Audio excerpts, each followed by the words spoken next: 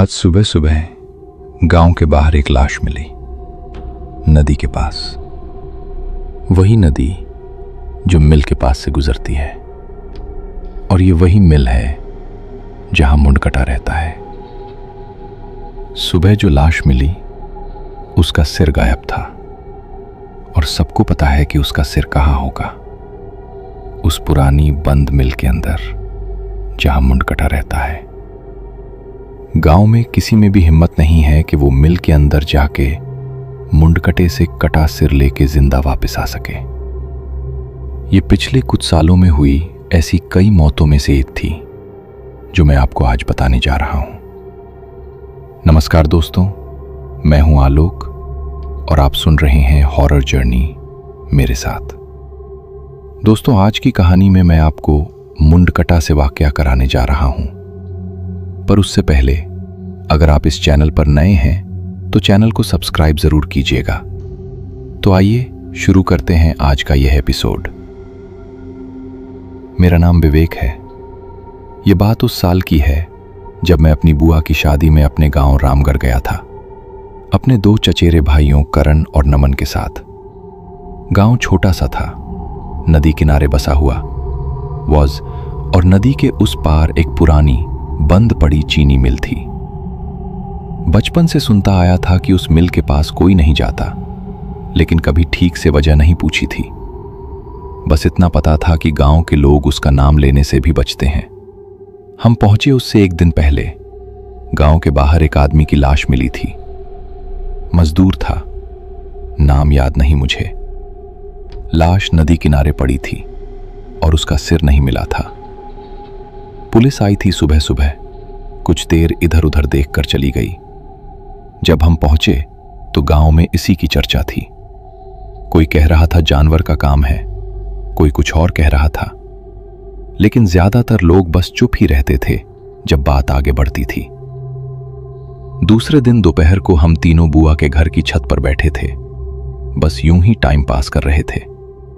तभी नीचे गली से किसी औरत की बातचीत सुनाई दी। वो अपनी पड़ोसन से बोल रही थी, पहले भी ऐसा हुआ था 3 साल पहले, तब भी सिर नहीं मिला था। मिल के उस तरफ का मामला है। मैंने करण से पूछा उसने सुना क्या। उसने कंधे उचकाए और बोला, पता नहीं, शायद कोई पुरानी बात होगी। शाम को मैंने अंकल से पूछा। उन्होंने चम्मच नीचे रखी, थोड़ी देर चुप रहे, फिर बोले, मिल के पास एक चीज रहती है, गांव वाले उसे मुंडकटा बुलाते हैं। ठीक से किसी को नहीं पता क्या है, बस इतना पता है कि जो उधर रात को गया वो वापस नहीं आया, या आया तो सिर के बिना। इतना कहकर उन्होंने बात बदल दी और पूछा कि शादी के लिए कपड़े सिलवा लिए क्या सबने। मुझे अजीब लगा कि इतनी संगीन बात बताकर वो इतनी आसानी से टॉपिक बदल गए, जैसे कोई रोजमर्रा की बात हो। अगले दिन सुबह करण को दिलचस्पी होने लगी थी। उसने कहा, चलो एक बार जाकर देखते हैं दिन में, क्या हर्ज है। नमन ने साफ मना कर दिया, लेकिन अकेले रुकने के डर से आखिर में वो भी साथ आने को मान गया। हमने तय किया कि दोपहर में निकलेंगे, दिन के उजाले में तो कम से कम कुछ नहीं होगा, ऐसा सोचकर। दोपहर करीब 2 बजे हम तीनों साइकिल लेकर निकले।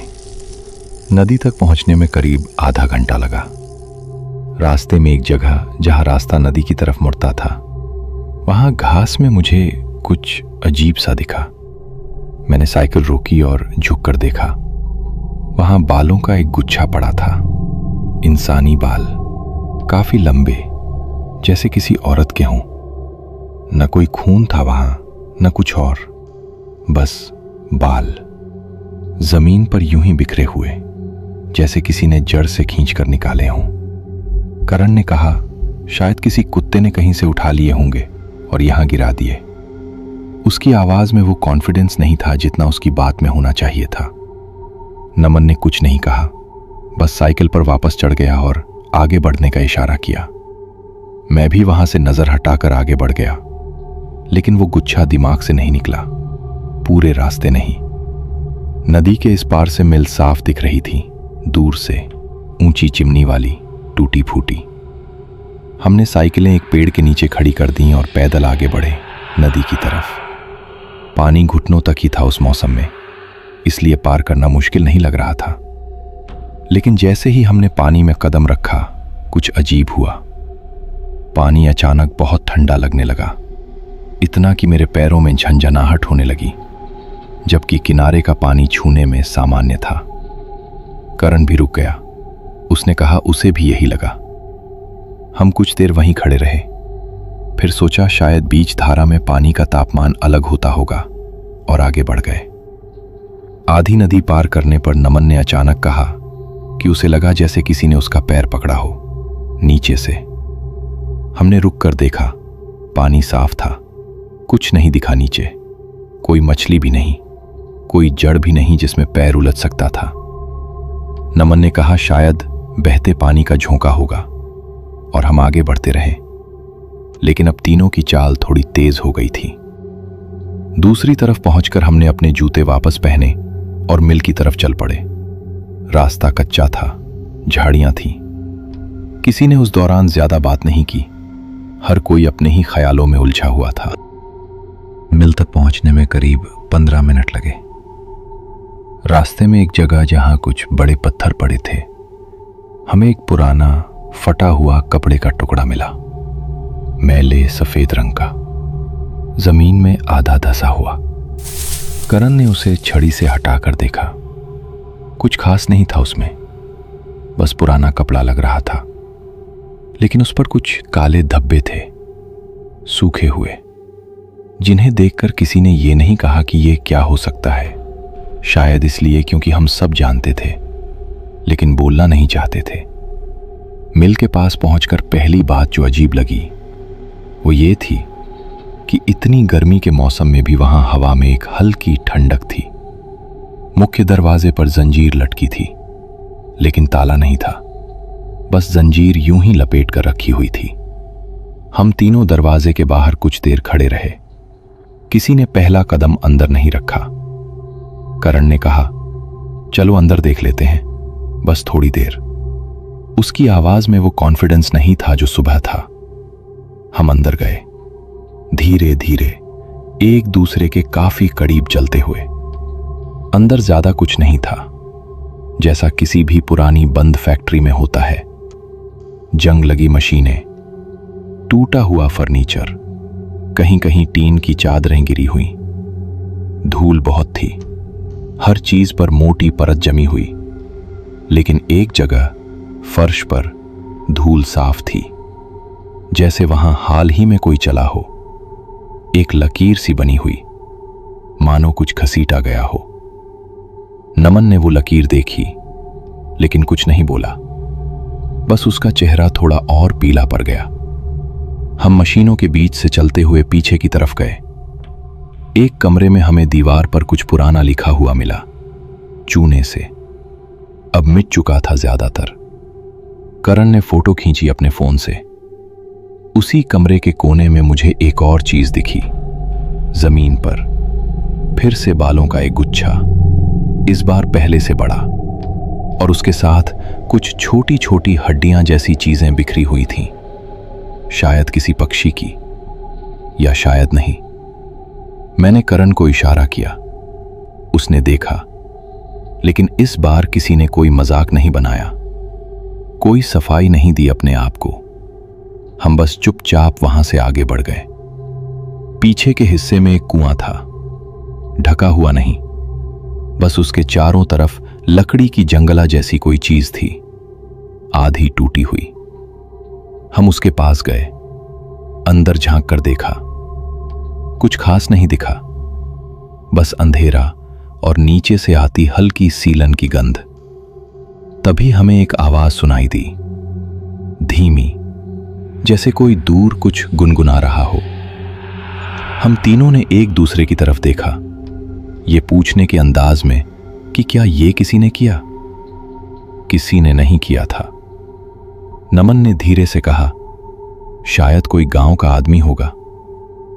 ये बात मुझे भी सही लगी उस वक्त, क्योंकि गुनगुनाना सुनकर उतना डरावना नहीं लग रहा था जितना कोई चीख या कुछ और होता। करण आवाज की दिशा में थोड़ा आगे बढ़ा। हम भी साथ गए। थोड़ी दूर जाने पर एक दरवाजे नुमा जगह थी, टूटी हुई। उसके पार एक छोटा कमरा था। वहां कोई नहीं था। आवाज अब भी आ रही थी, लेकिन दिशा साफ समझ नहीं आ रही थी, जैसे पूरी बिल्डिंग में ही कहीं से आ रही हो। उस कमरे की खिड़की से बाहर देखने पर ठीक बाहर पेड़ की एक डाल पर मुझे कुछ लटकता हुआ दिखा। पहली नजर में लगा कोई कपड़ा होगा, हवा में हल्का सा हिल रहा था। लेकिन जब मैंने ध्यान से देखा तो वो कपड़ा नहीं था, बालों का एक और गुच्छा था, इस बार डाल के साथ बंधा हुआ, जैसे किसी ने जानबूझकर वहां टांगा हो। नमन ने कहा उसे अब वापस चलना चाहिए, उसकी तबीयत ठीक नहीं लग रही उसे। करण ने कहा ठीक है, 5 मिनट और, फिर चलते हैं। हम कुएं की तरफ वापस आ गए। वहीं खड़े होकर बात कर रहे थे कि अब क्या करना है कि गुनगुनाने की आवाज अचानक बंद हो गई। पूरी तरह खामोशी छा गई, इतनी कि हमें अपनी ही सांसों की आवाज सुनाई देने लगी। इस चुप्पी ने हमें ज्यादा डराया उस आवाज से भी ज्यादा, क्योंकि आवाज में कम से कम कुछ पता चल रहा था कि क्या हो रहा है। इस चुप्पी में कुछ नहीं पता था।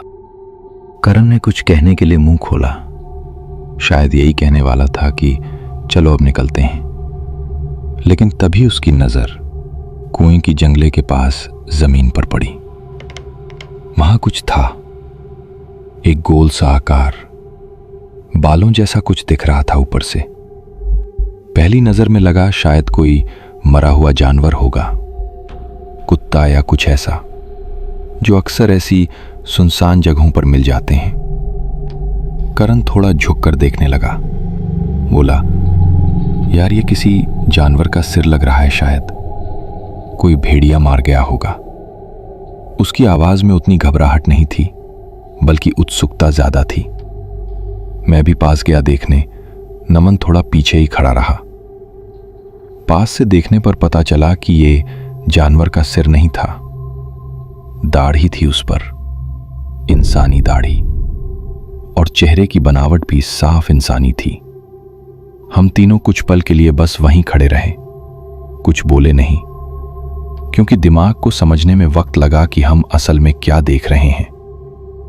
कोई चीख नहीं निकली किसी के मुंह से, बस एक अजीब सी सुन्नता थी। नमन ने धीरे से कहा, यह वही होगा ना जिसकी लाश मिली थी। उसकी आवाज में सवाल कम, एक थकी हुई स्वीकृति ज्यादा थी। करण ने कोई जवाब नहीं दिया, बस सिर हिलाया हल्के से। मैंने अपने फोन की टॉर्च जलाई, हालांकि दिन का उजाला था। बस यूं ही, शायद हाथों को कुछ करने के लिए चाहिए था। तभी नमन ने अचानक मेरा हाथ पकड़ा, जोर से, और इशारा किया कुएं के दूसरी तरफ। वहां जंगले के उस पार घास में बालों की एक और लटें पड़ी थीं, लेकिन इस बार वो हिल रही थीं, बहुत हल्के से, जैसे कोई सांस ले रहा हो नीचे से, या जैसे हवा उन्हें छू रही हो। हालांकि उस वक्त वहां कोई हवा नहीं चल रही थी, पेड़ों के पत्ते तक स्थिर थे। हम तीनों ने वो देखा, कुछ सेकंड तक कोई हिला नहीं। फिर वो लटें अचानक रुक गईं, जैसे किसी ने अपनी सांस रोक ली हो। करण ने फुसफुसाते हुए कहा, चलो अब सच में चलना चाहिए। इस बार उसकी आवाज में कोई हिचकिचाहट नहीं थी। हम पीछे मुड़े और चुपचाप उसी रास्ते वापस चल पड़े जहां से आए थे। किसी ने पीछे मुड़कर देखने की कोशिश नहीं की, लेकिन चलने की रफ्तार खुद ब खुद तेज हो गई थी, बिना किसी के कहे। बाहर निकलकर हम मुख्य दरवाजे की तरफ बढ़े।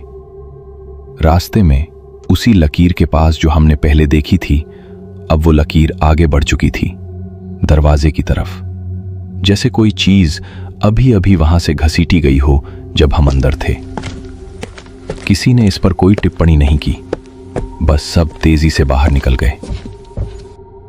नदी पार करते वक्त किसी ने कोई बात नहीं की। पानी में उतरते ही वही ठंडक फिर महसूस हुई, लेकिन इस बार साथ में एक और अजीब चीज हुई। बीच धारा में पहुंचते पहुंचते मुझे लगा जैसे पानी की सतह पर कुछ तैर रहा हो मेरे बगल से, बहुत हल्का सा, काला रंग का। मैंने हाथ बढ़ाकर देखा तो वो बालों की एक लट थी, पानी में बहती हुई मेरे हाथ के पास से गुजर गई और आगे बह गई धारा के साथ। मैंने किसी को नहीं बताया उस वक्त, बस चुपचाप आगे बढ़ता रहा। दिल जोर जोर से धड़क रहा था। नदी पार करते ही नमन का चेहरा एकदम पीला पड़ गया था। वो बार बार गहरी सांसें ले रहा था, जैसे उसे उल्टी जैसा महसूस हो रहा हो। घर पहुंचकर हमने साइकिलें रखी और अंदर जाने से पहले करण ने कहा, अभी किसी को कुछ नहीं बताते, पहले सोचते हैं क्या बताना है। हम कुछ देर अपने कमरे में चुपचाप बैठे रहे। नमन लेट गया, बोला उसे सिर दर्द हो रहा है। करण अपने फोन में उन तस्वीरों को देख रहा था, जूम करके पढ़ने की कोशिश कर रहा था। ज्यादा कुछ समझ नहीं आ रहा था उसे भी। शाम को खाने के वक्त अंकल ने पूछा दिन भर कहाँ थे। मैंने बस इतना कहा कि गांव में घूम रहे थे इधर उधर। खाना खाते वक्त अंकल का फोन बजा। वो उठकर बाहर बात करने गए। कुछ मिनट बाद वापस आए तो उनका चेहरा बदला हुआ था। उन्होंने बताया कि गांव के दूसरी तरफ रहने वाले एक आदमी की भी लाश मिली है, नदी के पास ही, आज दोपहर के आसपास। सिर उसका भी नहीं मिला। यह सुनकर हम तीनों ने एक दूसरे की तरफ देखा, लेकिन किसी ने कुछ नहीं कहा। ना ही अंकल ने कोई ज्यादा रिएक्शन दिया, बस इतना कहा, अजीब वक्त चल रहा है गांव में, और खाना खाना जारी रखा। खाने के बाद मैंने अंकल से अकेले में बात करने का मन बनाया। उन्हें बुलाकर कमरे में बिठाया और धीरे धीरे उन्हें बताया कि हम आज मिल गए थे और वहां हमें एक सिर मिला था, शायद उसी आदमी का जिसकी बात वो अभी कर रहे थे। मैंने उन्हें बालों वाली बात भी बताई, रास्ते में मिली, कुएं के पास मिली, नदी में तैरती हुई। अंकल कुछ देर चुप बैठे रहे, न गुस्सा हुए न डांटा, बस लंबी सांस ली और बोले, तुम लोगों को नहीं जाना चाहिए था वहां। चलो अब बद्री काका के पास चलना पड़ेगा, वही कुछ बता पाएंगे इस बारे में। बद्री काका के घर पहुंचने में ज्यादा वक्त नहीं लगा। अंकल आगे आगे चल रहे थे, हम तीनों पीछे। किसी ने रास्ते में कोई बात नहीं की। काका अपने आंगन में बैठे थे, एक पुरानी कुर्सी पर। अंकल को देखकर उन्होंने बस इतना पूछा, क्या हुआ, जैसे उन्हें पहले से अंदाजा हो कि कुछ हुआ है। अंकल ने संक्षेप में बताया कि हम मिल गए थे और वहां क्या क्या मिला। सिर, बालों की लटें, वो लकीर फर्श पर। काका ने कोई हैरानी नहीं दिखाई, बस सिर हिलाया धीरे से और हमें बैठने का इशारा किया। उन्होंने बहुत सपाट तरीके से बात शुरू की, जैसे कोई पुराना हिसाब किताब सुना रहे हों। 50 साल पहले वहां एक जमींदार रहता था, रघुनाथ नाम था। मिल उसी की थी। एक मजदूर था मिल में, मोहन नाम का। उसकी पत्नी सावित्री भी वहीं काम करती थी। रघुनाथ को सावित्री पसंद आ गई थी। ये बात गांव में सबको पता थी उस वक्त। मोहन ने विरोध किया तो रघुनाथ ने उसे मरवा दिया, कुएं के पास, सिर काटकर। काका ने पानी का गिलास उठाया, एक घूंट पिया, फिर आगे बोले, सावित्री ने उसी रात कुएं में जान दे दी। उसके बाद रघुनाथ की भी मौत हो गई। कैसे हुई ठीक से किसी को नोइंग पता, बस इतना पता है कि उसका भी सिर नहीं मिला था तभी से यह सिलसिला चल रहा है। हर कुछ साल में कोई ना कोई मारा जाता है, सिर गायब मिलता है। और वो बाल जो तुमने देखे वो सावित्री के होंगे शायद। वो कहते हैं वो अब भी अपने बाल वहीं छोड़ जाती है जहां से गुजरती है, जैसे कोई निशान छोड़ रही हो या शायद चेतावनी। करण ने थोड़ा हिचकिचाते हुए पूछा, इसे रोकने का कोई तरीका है काका? काका ने कुछ देर सोचा, फिर बोले, एक बात सुनी थी बचपन में, अपने बाप से। सावित्री की चूड़ियां उस कुएं में गिर गई थीं उस रात। कहते हैं अगर वो चूड़ियां निकालकर ठीक से दफना दी जाएं या किसी पुरानी परंपरा के हिसाब से नदी में बहा दी जाएं तो शायद वो सब शांत हो जाए। लेकिन ये सिर्फ एक कहानी है। मैंने खुद कभी आजमाया नहीं, न किसी और ने आजमाने की हिम्मत की। ये बात सुनकर कमरे में कुछ देर चुप्पी रही। अंकल ने कहा, यह सब बहुत खतरनाक है, इन बच्चों को इसमें नहीं पढ़ना चाहिए। काका ने सहमति में सिर हिलाया, लेकिन कुछ नहीं कहा आगे, बस अपनी नजरें जमीन पर टिकाए रहे। रात को हम अपने कमरे में बैठे इस बारे में बात करते रहे। नमन साफ मना कर रहा था कुछ भी करने से। बोला हमें बस पुलिस को बता देना चाहिए और अपने काम से काम रखना चाहिए। करण थोड़ा उलझन में था। एक तरफ डर था, दूसरी तरफ यह ख्याल कि अगर हम कुछ नहीं करेंगे तो यह सिलसिला यूं ही चलता रहेगा। मैंने भी ज्यादा कुछ नहीं कहा उस रात, बस सुनता रहा दोनों को।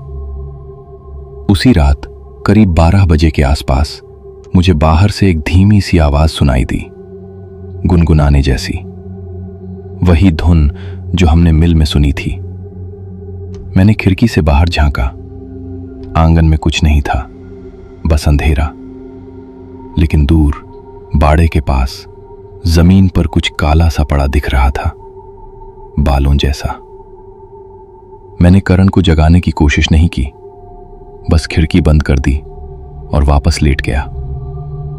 नींद उस रात किसी को नहीं आई ठीक से। अगली सुबह बिना कुछ ज्यादा तय किए हम तीनों फिर से मिल की तरफ निकल पड़े, दिन के उजाले में। इस बार साथ में एक रस्सी और एक पुरानी बाल्टी भी ले ली। बद्री काका ने बताया था कि शायद कुएं में उतरना पड़े। रास्ते में इस बार कोई बाल नहीं मिले, कोई कपड़ा नहीं, जैसे रास्ता खुद ही खामोश हो गया हो, जैसे उसे पता हो कि हम आज किस मकसद से आ रहे हैं। कुएं तक पहुंचकर करण ने रस्सी बांधी और नीचे उतरा। ज्यादा गहरा नहीं था कुआं। कुछ मिनट में ही उसने आवाज दी कि उसे कुछ मिला है। एक पुरानी जंग खाई चूड़ी की जोड़ी थी, टूटी हुई एक जगह से, और उसके साथ बंधे हुए बालों की एक लट भी थी, जैसे किसी ने जानबूझकर उन्हें साथ बांध रखा हो सालों पहले। हम चूड़ियां लेकर वापस गांव आए। बद्री काका ने बताया कि नदी के किनारे जहां सावित्री का दाह संस्कार हुआ था, कहते हैं वहीं इन्हें डाल देना चाहिए। कुछ शब्द बोलकर, बस इतना कि तुम्हारा हिसाब पूरा हुआ, अब जा सकती हो। हमने वैसा ही किया। शाम के वक्त नदी किनारे कोई तूफान नहीं आया, कोई रोशनी नहीं चमकी, बस चूड़ियां पानी में डूब गईं धीरे से। हम कुछ देर वहीं खड़े रहे। अजीब सा महसूस हो रहा था, न राहत न डर, बस एक खालीपन जैसा। लेकिन जाते वक्त नदी के उस पार मिल की दिशा में हमें एक आखिरी बार वो गुनगुनाने की आवाज सुनाई दी, बहुत धीमी, और फिर हमेशा के लिए खामोश हो गई। उसके बाद के हफ्तों में गांव में कोई और मौत नहीं हुई। शादी हो गई, हम वापस शहर चले आए। कुछ महीनों बाद अंकल का फोन आया। उन्होंने बताया कि पिछले साल भर में मिल के पास कोई घटना नहीं हुई। पक्के तौर पर आज भी नहीं पता कि जो हमने किया उसका सच में कुछ असर हुआ या बस इत्तेफाक था। तो दोस्तों, ये थी मुंडकटा की कहानी। रामगढ़ की उस मिल में, उस पुराने कुएं की गहराइयों में विवेक, करण और नमन को जो मिला वो सालों से दबा हुआ एक अधूरा इंसाफ था। सावित्री अपने बालों के निशान छोड़ते हुए अपनी चूड़ियों का इंतजार करती रही, और जब वो इंतजार खत्म हुआ तो शायद उसकी आत्मा को वो सुकून मिल गया जो वो 50 साल से ढूंढ रही थी। लेकिन रघुनाथ का क्या हुआ? ये सवाल आज भी उस मिल की खामोश दीवारों में कहीं दबा हुआ है। अगर आपको आज का ये एपिसोड पसंद आया हो तो वीडियो को एक लाइक ज़रूर कीजिएगा और चैनल को सब्सक्राइब करके हमारे चैनल का हिस्सा बनना ना भूलें। मिलते हैं अगले एपिसोड में, तब तक के लिए अपना ख्याल रखें। धन्यवाद।